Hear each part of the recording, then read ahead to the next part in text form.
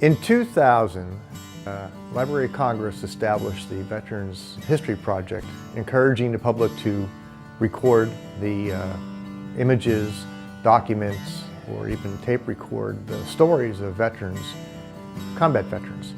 And at the Military Museum, we had a Penn State student who was working as a custodial guide upon graduation from history, and he had registered the museum with the Library of Congress to establish the museum as a point where they can conduct the histories, but didn't really have the means to conduct them. And shortly after that, Professor Baukus from the Penn State College of Communications contacted us requesting some information with veterans in the area, and if we could send veterans up to Penn State to have their histories taken by students. I first became involved with the Veterans History Project in 2003 when I was teaching a governor's school class here at Penn State, and that was the project for the students. We got involved with the Library of Congress as founding partners a few years after I started to do the interviews. And that is a great thing because now a lot of people that want to participate in the project go through us in order to be able to submit projects to the Library of Congress. So it's a great honor to be a founding partner for the project.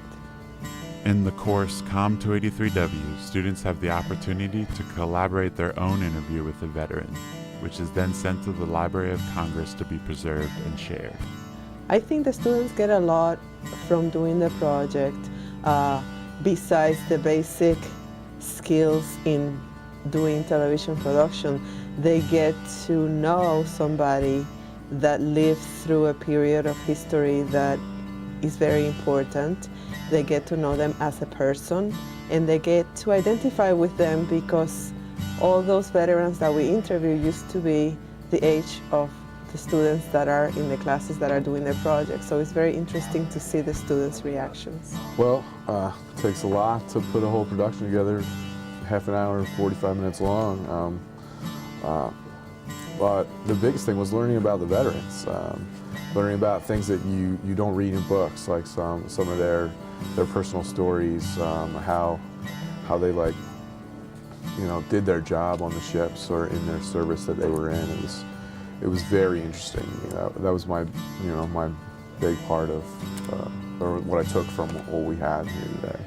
When he came in, I was the guy that went out and talked to him and brought him into the studio, and I talked to him and made him feel comfortable while we were in the studio. So, and it just feels like he has so much experience. Like, guys that had been in that situation for so long before. You should just sit and listen to those type of people, because there are lots of times where this type of stuff doesn't happen, doesn't get documented, and people just don't hear stories that just need to be heard. And being here with the veterans, it gives people that opportunity.